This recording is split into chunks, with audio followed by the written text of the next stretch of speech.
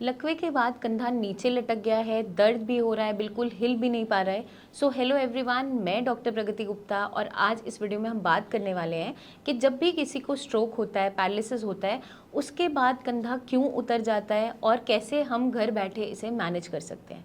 तो सबसे पहले जानना समझना ज़रूरी ये है कि आपका शोल्डर डिसलोकेट नहीं होता। कुछ लोगों को लगता है कि हमारा कंधा बिल्कुल उतर गया है, डिसलोकेशन हो गया है, तो ऐसा नहीं होता। जो हमारा शोल्डर जॉइंट है वो एक बॉल एंड सॉकेट जॉइंट है जो आपका प्रॉपरली फिक्स्ड होता है। लेकिन जब आपको पैरालिसिस होता है तो आपकी जो यहाँ की मसल्स है वो वीक होनी स्टार्ट हो जाती है, क्योंकि मूवमेंट अच्छी नहीं हो पा रही, उसका कंट्रोल नहीं आ पा रहा है।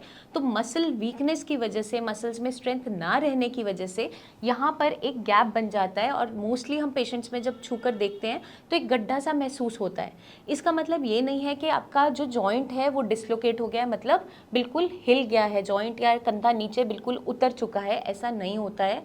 आपको ज़रूरत क्या होती है, मसल्स की स्ट्रेंथनिंग करने की और इसकी प्रॉपर केयर करने की, ताकि ये वापस से नॉर्मल आपका जो फंक्शनिंग है वो वापस आ जाए। तो सबसे पहले जानना समझना ज़रूरी है कि ऐसा क्रिएट ही क्यों होता है गैप, शोल्डर सबलक्सेशन होता क्यों है। जब आपकी मांसपेशियां वीक हो जाती है तो मूवमेंट नहीं हो पा रहा है, मोबिलिटी में आपका जो जॉइंट है नहीं है, उस कंडीशन में ये नीचे की तरफ झुक जाता है, जो आपका गैप क्रिएट करता है। अब उस कंडीशन में पेशेंट को पेन बहुत ज़्यादा हो रहा होता है, तो पेशेंट एक्सरसाइज करने से बचता है, हाथ भी नहीं लगाने देता है। इस कारण से वो कंडीशन और ज़्यादा वर्सन अप होती चली जाती है। कई बार ये कंडीशन तब भी क्रिएट होती है और एग्रेवेट होती चली जाती है जब आप सही तरीके से पेशेंट को पोजिशनिंग नहीं कर रहे हैं या सही तरीके से उठा नहीं रहे हैं। अगर आपने पेशेंट को खींच के उठाया या प्रॉपरली आपने कंधे के पीछे से सपोर्ट देकर नहीं उठाया, तब भी ये और ज़्यादा कंडीशन वर्सन अप होती चली जाती है। क्योंकि जब भी जिसको भी लकवा होता है, हर एक पेशेंट में ये कंडीशन नहीं देखने को मिलती। कईयों में इनिशियली बनती है और जल्दी ठीक हो जाती है, कईयों में ये प्रोलॉन्ग्ड बनी रहती है और ज़्यादा तकलीफ देती रहती है। तो हमें क्या ध्यान रखना है, इनिशियली जब भी ऐसी कंडीशन बन ही रही है या आपको पैरालिसिस हो ही रहा है, तो आपको शुरुआत से ही पेशेंट की प्रॉपर पोजीशनिंग करना ज़रूरी है। साथ के साथ जब आप पेशेंट को लिटा रहे हैं उस समय पेशेंट के आर्म के नीचे आप पिल्लो रखोगे ताकि लेवल अच्छे से हो, गैप क्रिएट ना हो, प्रॉपर एक पोजीशन बनी रहे। जब भी आप पेशेंट को लिफ्ट कर रहे हो तो पीछे की तरफ से सपोर्ट देते हुए उठाओगे, खींच के नहीं उठाना कभी भी बाजुओं से। तो ये हमें चीज़ों का ध्यान रखना है। साथ के साथ आपको कुछ एक्सरसाइजेज जो शोल्डर एक्सरसाइजेज है वो भी करनी ज़रूरी है। इनिशियली जब आप खुद से नहीं कर पा रहे हैं तो पैसिव एक्सरसाइजेज करेंगे किसी की मदद से, और जब खुद करना स्टार्ट कर देंगे तो स्ट्रेंथनिंग के लिए आपको एक्सरसाइज अच्छे से डेली बेसिस पे करनी है। कुछ कुछ काउंट्स में आप शुरू कीजिए और फिर उसको बढ़ाते चले जाइए।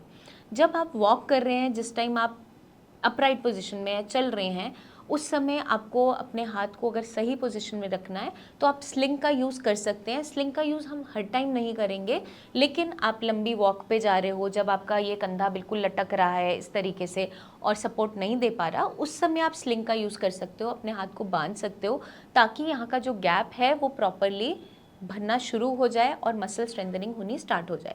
लंबे टाइम तक स्लिंग हमेशा नहीं बांधे रखना है, क्योंकि उसकी आदत पड़ने पे आप जब उसको रिमूव करते हो तो मसल्स में वीकनेस आ जाती है। तो जस्ट वो सपोर्ट है, लेकिन उसकी हैबिट नहीं डालनी है।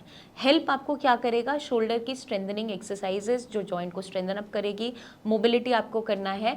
तो जो भी आप एक्सरसाइज डेली बेसिस पे शुरू कर रहे हो, थोड़े थोड़े काउंट से उसको बढ़ाते चले जाना है। मैं उम्मीद करती हूँ इस वीडियो में आप काफ़ी हद तक समझ गए होंगे कि जो शोल्डर के बीच में गैप आ रहा है वो डिसलोकेशन नहीं है, वो सबलक्सेशन है। मतलब आपका कंधा, आपका जो जॉइंट है वो आपस में बोन्स अलग नहीं हुई है, वहाँ पर सिर्फ गैप क्रिएट हो रहा है क्योंकि आपके जो मसल्स हैं वो वीक हो गए हैं। तो हम मसल्स की स्ट्रेंथनिंग पे काम करेंगे, जिसके लिए अच्छी डाइट भी लगेगी, आपकी एक्सरसाइजेस भी लगेगी। डेली रूटीन में आपको प्रोटीन अपनी डाइट में ऐड ऑन करना है, जो मदद करेगा हीलिंग में, स्ट्रेंथ प्रोवाइड करने में, मसल फाइबर्स को अच्छे से स्ट्रेंथ देगा ताकि आप एक्सरसाइज अच्छे तरीके से कर पाएँ। विटामिन डी, B12 अपनी डाइट में ज़रूर ऐड ऑन करें। खाने से भी हम पूरा कर सकते हैं, अगर खाने से पूरा नहीं हो रहा है तो सप्लीमेंटेशन करना ज़रूरी हो जाता है।